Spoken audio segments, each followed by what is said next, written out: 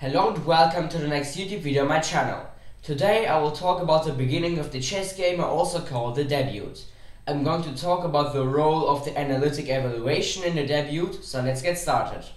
After the first opening moves of the chess game, there may be hundreds of different positions, and now of course the question arises which ones to prefer and what kind of evaluation should I give them.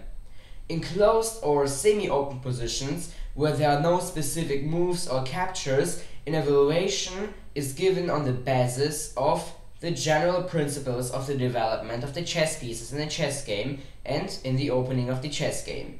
If none of these sides violates them, we usually have close to equal positions on the chessboard, or there's a minimal advantage for the white army. Let's take, for example, a close variant of the very famous and also very strong Sicilian defense. So we start with pawns to e4 and c5, that's the Sicilian defense. And then we continue with knights to c3 and c6. This variation is called the closed Sicilian. And now we play pawn to g3, on which the player who plays the black chess pieces answers with a similar move, pawn to g6. So we can see that both players, or both chess armies, are now planning to play fianchetto here. Therefore the white army moves their bishop on g2 behind this pawn now, and the black army moves his bishop on g7 also behind this pawn, occupying these diagonals here. And now the white army continues with pawn to d3, and the black army again plays a very similar move, so just pawn to d6. And here the player who plays the white chess pieces answers now with the move with his knight from g1 on e2, also supporting now his other knight here on c3 and the center of the chessboard. So we can see that after a 6th move on the chessboard, none of the opponents has violated the principles of the development in the opening, and no chess pieces got taken out by the enemy's army. Therefore, naturally, the first evaluation tells us that the positions are really close to equal here now on the chessboard. On closer examination of the position we can see, or we can now note the following. We can see from the pawn structure of both of the armies that the white army will attack the black army on the king side of the chessboard, so on this half here. And they will do this with moves like, for example, pawn to f4 followed directly by pawn to f5. If this isn't really working well, then after pawn to f4, pawn to e5 would also be possible. Then other possible moves would be the short castling, then bishop to e3, queen to d2, rook to e1, and so on and so on. So the white army will attack the black army here now on the king side of the chessboard.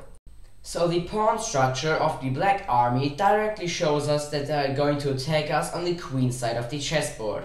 And they're going to do this with strong moves like, for example, rook to b8, pawn to b5, followed directly by pawn to b4, or also the very interesting move, pawn to e5. This move was, for example, played by the Russian grandmaster, also the 6th world champion Botvinnik in 1955. So after the implementation of these plans, the struggle will obviously take place on white's queen side of the chessboard and on black's king side here in the right upper corner of the chessboard. In this case, the white bishop here on g2 will shoot on the empty squares b7 or a8 here and will not help to attack the king of the black army on the king side here of the chessboard, but in comparison to this, the black bishop on g7 can help to attack here on the queen side of white's army, and he can also defend his king, which will be attacked here on the king side of the chessboard. One other thing that we see here now on the chessboard is that the black army has occupied the center of the chessboard a bit better than the white army. For example, we can see this because of white in the move before knight to e2, not playing pawn to d4, but rather pawn to d3. Well, obviously this is pretty logical, because if they would have played pawn to d4, they would have obviously just lost the pawn, which wouldn't be very good. So they've played pawn to d3 and then knight to e2. Therefore, the black army can play moves like knight to d4 in the future, and if the white knight here from e2 takes out black's knight on e2, the black army obviously takes back with the c pawn, attacking our knight here on c3, our second knight, and opening the very strong file here, the c file, for the black army to attack now on the queen side of the chessboard, the white king. So to sum everything up, we can see that the close variation of the Sicilian defense isn't dangerous for the black army, but it requires them to play extremely precise. And this was then already of this video in which I've talked about the debut or also the beginning of the chess game. If you like this video, feel free to leave a like there and don't forget to subscribe to my YouTube channel.